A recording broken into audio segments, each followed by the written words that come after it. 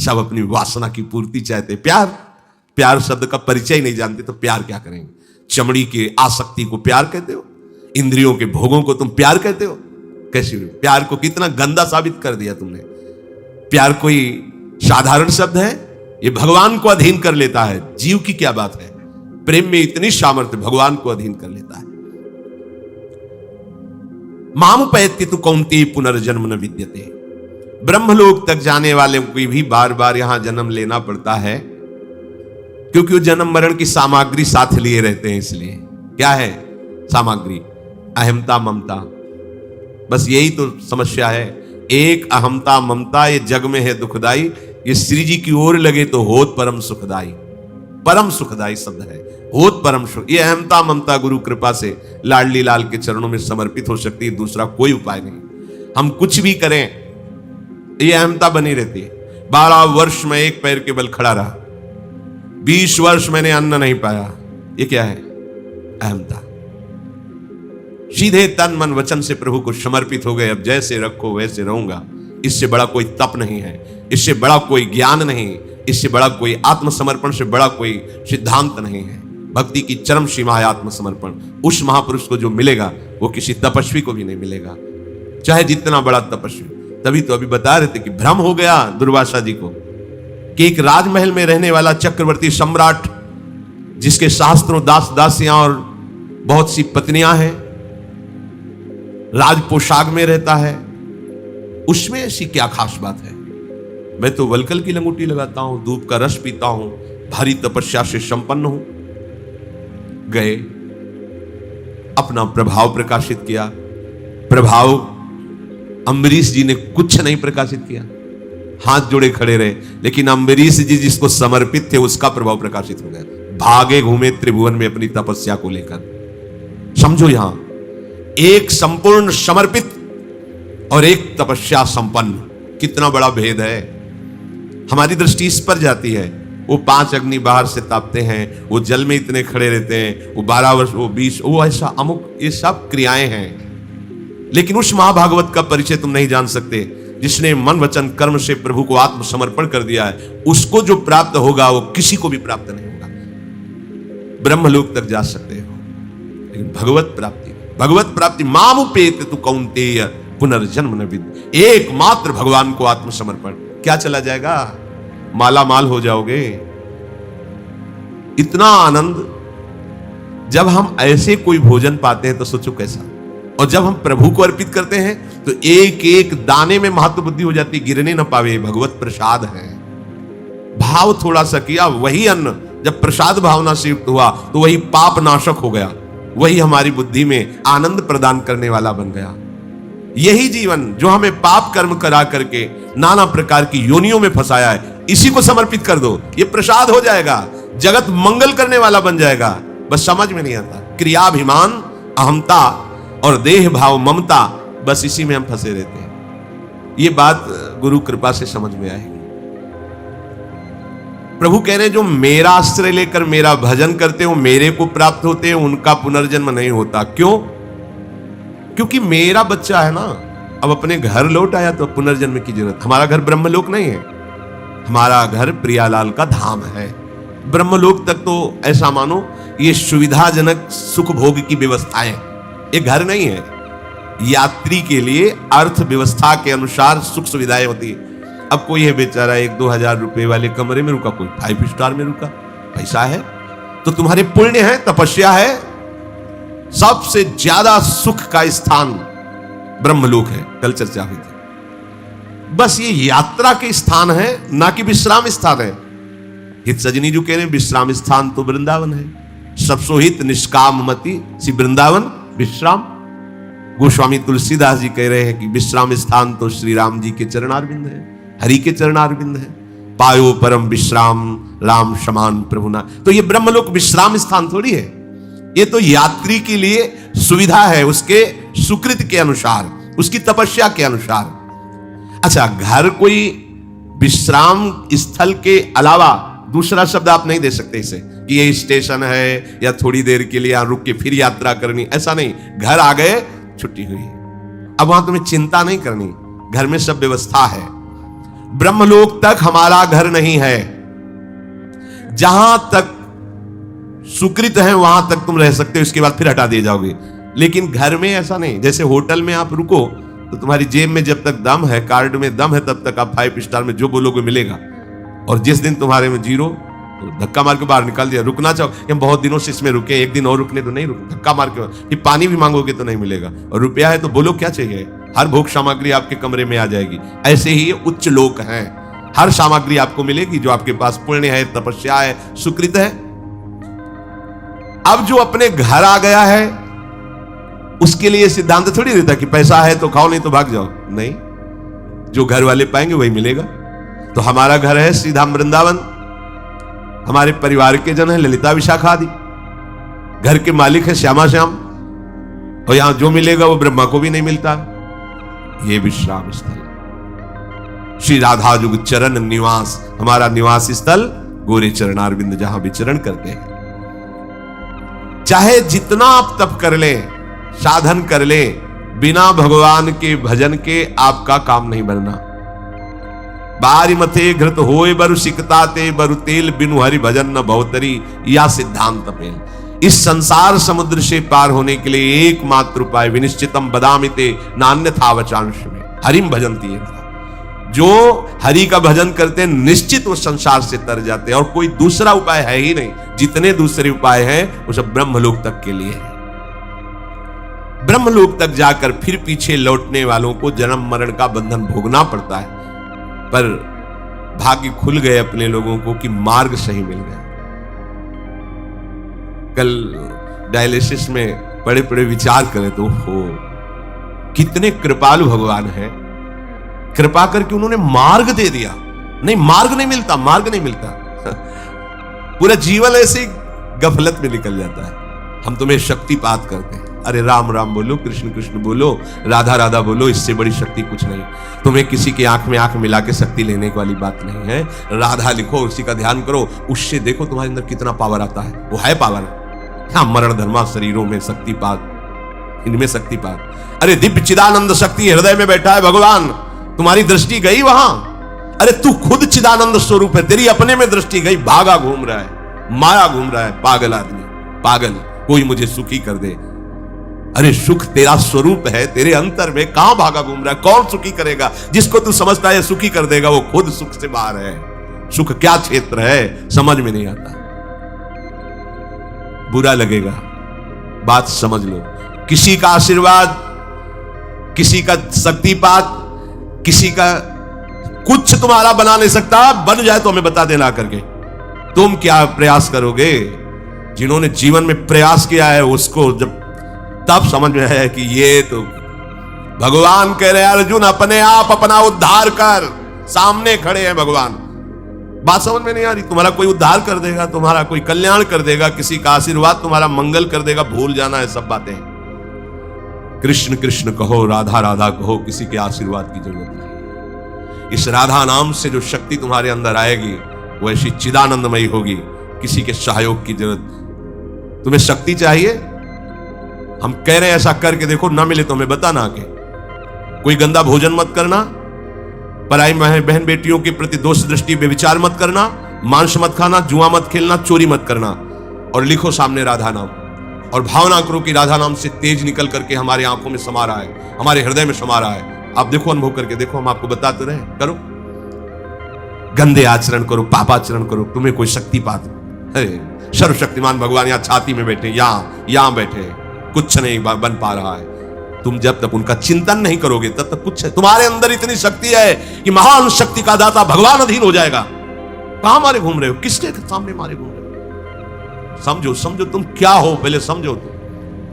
तुम भगवान के अंश हो, तुम्हें कोई शक्ति नहीं दे सकता, क्योंकि तुम स्वयं शक्ति स्वरूप हो। तुम अपनी शक्ति को पहचान ही नहीं, भगवान के बच्चे हो तुम। तुम्हें किसी से भीख मांगने की जरूरत है?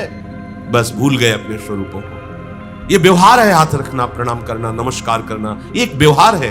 परमार्थ है हृदय देश में भगवान का चिंतन करना। ये बात कम समझ में आएगी, क्योंकि आजकल लोगों को स्वयं में साधना करने की बात नहीं आती। तुम जंतुर बना दो, 5 लाख का घोषित कर दो, 5 लाख आ जाएंगे, और उनको विश्वास दिला दो कि इस जंतुर से तुम्हारा शनिचर नष्ट हो जाएगा और बढ़िया रुपया आने लगेगा, अलवा भी भीड़ लग जाएगी।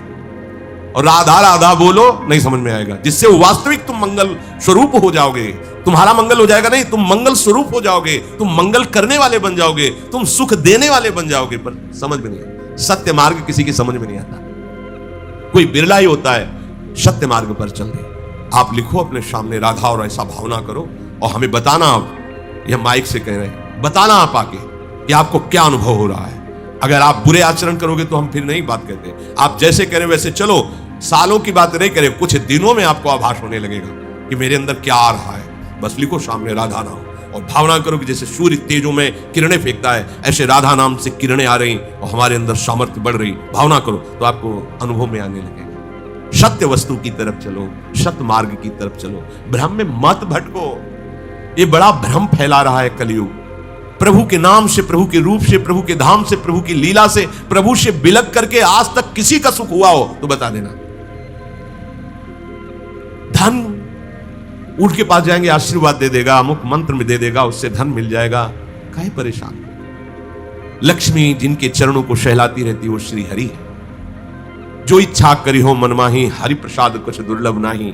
आप शुरू तो करो भगवान नाम जप करना, फिर उसका प्रभाव देखो।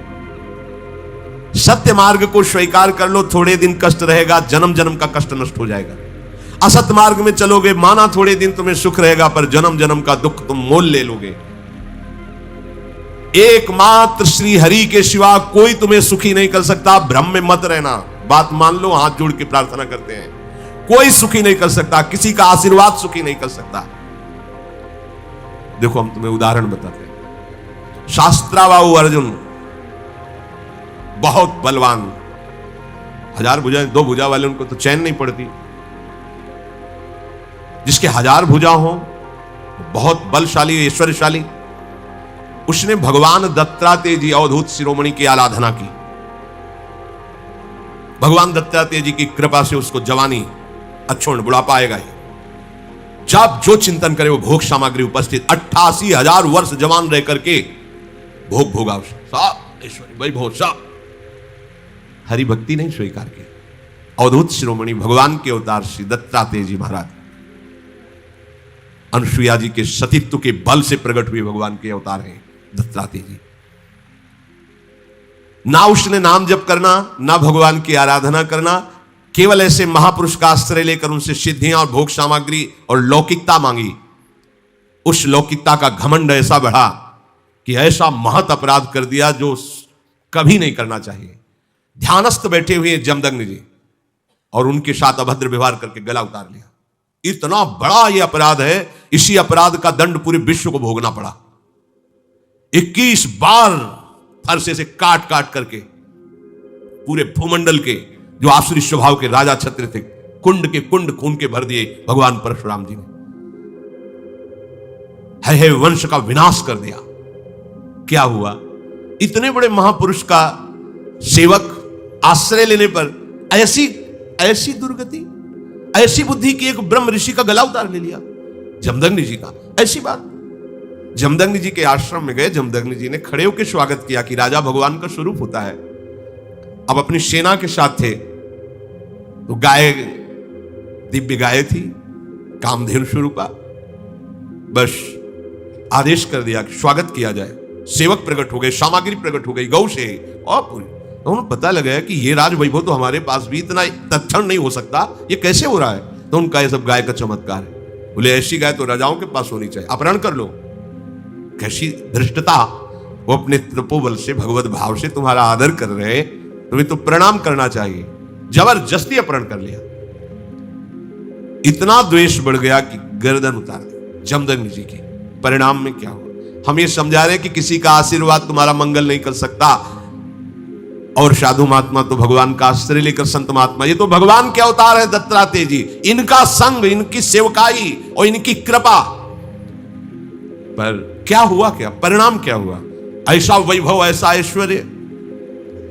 एक दिन नर्मदा में खेल रहा था शास्त्राबाहु अर्जुन, ऐसे भुजाएं उल्टा नर्मदा दिग्विजय करने के लिए दशानन रावण शिविर लगा था, डूबने लगा। बोले ऐसे उल्टा बाढ़ कैसे आ गई? बोले वो शास्त्राबाहु अर्जुन स्त्रियों के साथ जल खेल कर रहा है, ऐसे कर दिया तो पूरी धारा बंद हो गई।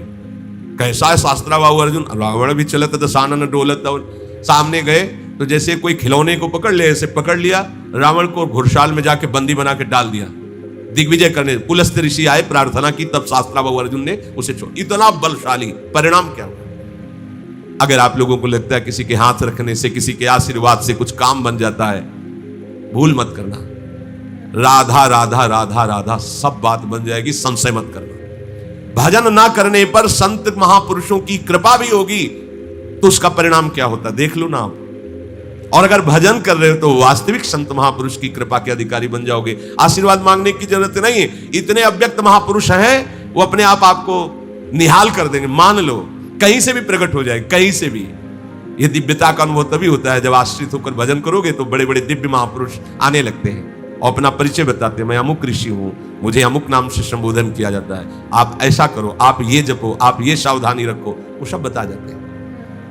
आशीर्वाद मांगने की जरूरत नहीं, करना आपको पड़ेगा भजन। भजन से ही बात बनेगी। मेरी प्रार्थना मान लो, ये भागना दौड़ना बंद करो कि कोई आपको दुख से निवृत्ति दिला देगा। किसी की भी ताकत नहीं दुख से निवृत्ति तुम्हें दिला सके। एकमात्र गरज कर कहते हैं कि भगवान नाम में ताकत है, भागने की जरूरत नहीं। सदा सदा के लिए दुख का नाश हो जाएगा। करो, जब करो। जब ऐसी बात करो तो फिर प्रश्न आते हैं कि भजन में मन नहीं लगता और सेवा में रुचि नहीं है, तो नरक की तैयारी कर लो भैया। सीधी बात है, मुंह चुपरी बात नहीं। भजन नहीं करोगे, भगवत सेवा नहीं करोगे, मनमानी आचरण करोगे तो उसके लिए फिर व्यवस्था अलग, दंड विधान है। आपको भजन करना पड़ेगा, आपको सुधरना पड़ेगा। कोई नहीं सुधार सकता। तुम्हारे हृदय में भगवान बैठे हैं, फिर भी तुम दीन दुखी और दुख पा रहे हो ना, तो किसका और तुम सहारा लेना चाहते हो? जब भगवान बैठे हैं हृदय में, फिर भी तुम्हारा मंगल नहीं है, फिर भी आनंद नहीं है, तो उसमें कमी क्या है? तहां वेदस कारण राखा, भजन प्रभाव संत श्रुति भाग। भजन भजन, राधा राधा राधा राधा राधा, देख लो करके आप करो तो यही तिजोरी खुल जाएगी, यही हृदय में ही। ऐसी संपत्ति है प्यारे, निहाल हो जाओ। ये कोई संपत्ति है बाहर की? अरे अभी तो तुम्हें संपत्ति का परिचय ही नहीं मिला है। ये संपत्ति है कूड़ा करकट, इसे संपत्ति समझते हो? संपत्ति जब खुलेगी तो नाच पड़ोगे। अभी तिजोरी में चाबी लगाओ नाम की, राधा राधा राधा। जब परम धन खुलेगा हृदय से, निहाल हो जाओगे। सतरति सतरति सा लोकांतारयति। विश्वास करो, अपना घर श्री वृंदावन धाम है। प्रिया प्रीतम हमारे स्वामी हैं, उनसे बिछुड़ गए, संसार में भटक गए, अब फिर हमें जगाया जा रहा है। सो मत, जगो और अपने घर आओ। जन्म जन्म की थकान मिट जाएगी जिस समय लाडली लाल अपने चरणों में हमें पड़ा देखकर उठाएंगे ना। जन्म जन्म की थकान, और इनके बिना थकान मिटने वाली नहीं। कहीं भी भजन के बिना विश्वास कर लीजिए, कहीं भी जाओ, कहीं भी। बचपन से घूम रहा हूं, ये तो अभी श्रीधाम वृंदावन की अखंड कृपा हुई है तो वाश, नहीं तो भ्रमण, जल प्रवाह की तरह जीवन भ्रमण युक्त रहा है। शांति यहां मिली है, यहां कहीं शांति नहीं, छाती में शांति है। यही चिंतन करो भगवान का तो शांत हो जाओगे। बाहर कहीं भी जाओ, अगर यहां से अशांत हो तो कहीं शांत नहीं होगे। और यहां शांति है तो जहां तुम अशांति समझते हो वहां चलो और देखो भला अशांति छू जाए तो कहना। और यहां अशांत है तो जहां शांति समझते हो चलो, देखो शांति का अनुभव हो तो बताना। नहीं, सारा खेल यहां का है। हृदय ही हमारा अशांत है, हृदय ही हमारा शांत है। ये हमारे हाथ की बात है। अगर अशांति का चिंतन करोगे तो अशांत रहोगे, शांति का चिंतन करोगे तो शांत रहोगे। शांत है प्रभु शांताकारम, अशांत है संसार, संसार का चिंतन करने वाला अशांत। तो अशांतस्य कुतः सुखम, अशांत को सुख का अनुभव कहां हो सकता है? सावधान। प्रभु आगे के श्लोक में कह रहे हैं, शास्त्र युग पर्यंत महर्यद ब्रह्मणो विदुः रात्रिम युग शास्त्रांताम देहो रात्र विदो जनाः। जो मनुष्य ब्रह्मा के 1000 चतुर्युगी वाले एक दिन को और 1000 चतुर्युगी वाली एक रात्रि को जानते हुए मनुष्य ब्रह्मा के दिन और रात्र को जानने वाले कहे गए हैं। ये जानने के लिए इसलिए भगवान संबोधन कर रहे हैं कि ब्रह्मा की भी एक सीमित आयु है, इसके बाद वहां भी सब नष्ट हो जाएगा, ब्रह्मलोक भी नष्ट हो जाएगा, ब्रह्मा भी अंतर्ध्यान हो जाएंगे। ये जानने का तात्पर्य कि सब नाशवान। थोड़ा ज्यादा उम्र उनकी है, अपनी थोड़ा कम है, 1000 चतुर्युगी वाली एक रात्र, 1000 चतुर्युगी वाला एक दिन ब्रह्मा का कहा जाता है। समय का यहां वर्णन करते हैं। परमाणु सबसे छोटा हिस्सा परमाणु, जब दो परमाणु मिलते हैं तो उसे एक अणु कहते हैं। और जब 3 अणु, समझो, जब 2 परमाणु मिलते हैं तो एक अणु कहते हैं। और जब ऐसे 3 अणु मिलते हैं तो उसे त्रिश्रेणु कहते हैं। जो झरोखे में सूर्य की किरण आ रही है उसमें देखो छोटे छोटे उड़ते दिखाई देते हैं, उसे कहते हैं त्रिश्रेणु। और जो 3 त्रिश्रेणुओं के पार करने में सूर्य जितना समय लगाते हैं उसे त्रुटि कहते हैं। छोटे छोटे जो, तो कितना समय, बहुत त्रुटि माने बहुत थोड़ा समय। शुरू हुआ है परमाणु से, अत्यंत सूक्ष्म। 100 त्रुटियों का एक वेद, 3 वेदों का एक लव, 3 लवों का एक निमेष, ये 3 लवों का एक ये निमेष हो गया। और 3 निमेष का एक क्षण, 5 क्षण की एक काष्ठा, 15 काष्ठाओं का एक लघु, 15 लघुओं की एक नाड़िका, 6 नाड़िकाओं का एक प्रहर और 8 प्रहरों का एक दिन रात होता है मनुष्य का। 8 प्रहर का एक दिन रात, 15 दिन रातों का एक पक्ष होता है, कृष्ण पक्ष शुक्ल पक्ष। दोनों पक्षों का एक मास होता है।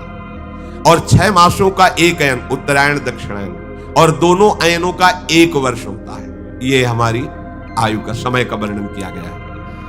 एक मनुष्य के जो वर्ष व्यतीत होते हैं, एक वर्ष, उसमें देवताओं की एक दिन रात्रि होती है। हमारे एक वर्ष, उनके एक दिन एक रात्रि। उत्तरायण दिन और दक्षिणायन रात्रि होती है, 6-6 महीना। हमारी जो दिन रात्रि है उसकी क्या गणना है, सोचो। हमारा साल व्यतीत हुआ तब उनकी एक दिन रात्रि होती देवताओं की। मनुष्यों के 6 महीनों का उत्तरायण देवताओं का दिन और 6 महीनों का दक्षिणायन देवताओं की रात है। इस तरह देवताओं के समय का परिमाण मनुष्यों के समय के परिणाम से 360 गुना अधिक माना जाता है। 360 गुना। इस हिसाब से मनुष्यों का एक वर्ष, देवताओं की एक दिन रात, मनुष्यों के 30 वर्ष, देवताओं का एक महीना, और मनुष्यों के 360 वर्ष, देवताओं का एक वर्ष। 3-4 बार जन्म हो जाएंगे देवताओं के एक वर्ष में, अपने 3-4 बार जन्म हो जाए। 360 वर्ष, 80 में राधे राधे, बहुत जब ज्यादा 90 पर, कोई बिरला 100। मनुष्य के सतयुग, त्रेता, द्वापर और कलयुग, ये 4 युग बीत जाने पर देवताओं का एक युग होता है। 4 युग अपने बीते तब देवताओं का एक युग होता है। मनुष्यों के सतयुग के 17,28,000, त्रेता के 12,96,000, द्वापर के 8,64,000 और कलयुग के 4,32,000। ऐसे कुल 43,20,000 वर्ष बीत जाने पर देवताओं का एक युग होता है। इसे चतुर्युगी कहते हैं, सतयुग, त्रेता, द्वापर, कलयुग। मनुष्यों और देवताओं के समय का परिमाण तो सूर्य से होता है, पर ब्रह्मा जी के दिन रात का परिमाण देवताओं के युग से होता है। देवताओं के 1000 युगों का मनुष्यों के हिसाब से 4 अरब 32 करोड़ वर्ष ब्रह्मा जी का एक दिन माना गया है। 4 अरब 32 करोड़ वर्ष मनुष्यों के ब्रह्मा जी का एक दिन होता है। 4 अरब 32 करोड़ वर्ष मनुष्यों के ब्रह्मा जी की एक रात्रि होती है। यह है मच्छर की तरीके है ना अपने लोग, जैसे मच्छर अपने सामने जन्म हमारा, ऐसे ब्रह्मा जी के सामने कितने हम जन्म बतावें। 4 अरब 32 करोड़ वर्ष का एक दिन है ब्रह्मा जी का। हम कितने बार मरते जीते होंगे उनके दिन भर में, और रात भी इतनी बड़ी है। ब्रह्मा जी के इसी दिन को सर्ग या कल्प कहते हैं, रात को प्रलय कहते हैं। ऐसे 100 वर्ष की आयु ब्रह्मा जी की है। ब्रह्मा जी को भी पधारना पड़ेगा, ब्रह्मलोक भी भस्म हो जाएगा, नष्ट हो जाएगा, बचा क्या। जैसे हमें तुम्हें 100 वर्ष की, 80 वर्ष की, 80 वर्ष, अरे 50-60 व्यतीत हो गए, कुछ पता ही नहीं चल रहा। 50-60 वर्ष ऐसे व्यतीत हो गए, अब पता नहीं अगले कितना समय है कि नहीं। ऐसे ही ब्रह्मा जी को भी पता नहीं चलता। दुकान फैलाते फैलाते शाम हो जाती है, समेटते समेटते रात खत्म हो जाती, फिर दुकान फैलाओ, यही है चल रहा है। ब्रह्मा जी का काम कैसा है, जैसे एक दुकानदार पूरी दुकान फैला दी, अब फैलाते फैलाते समय लगा, कुछ समय क्रय विक्रय, फिर समेटना शुरू कर दिया, शाम आ गई फिर समेट लिया, ऐसे रोज करते रहते हैं। पर उनका रोज 4 अरब 32 करोड़ वर्ष का एक दिन है। ज्यादा खास नहीं उनको लगता, अपने को लगता है। जैसे अपने यहां 1 वर्ष व्यतीत हुआ तो ब्रह्मा जी के यहां उस समय का अनुमान भागवत में वर्णन है। कमल की पंखुड़ी को ऐसे सुई से छेदो वहां, तो यहां 1 वर्ष व्यतीत हो गया। तो बलराम जी की पत्नी का क्या नाम?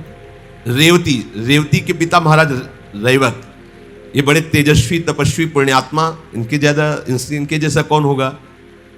तो ये सीधे 2-4 लड़के देखे तो पता नहीं चल पाया, तो उन्होंने कहा ब्रह्मा जी से पूछ लेते कि बिटिया के भाग्य में कौन दूल्हा लिखा है आपने।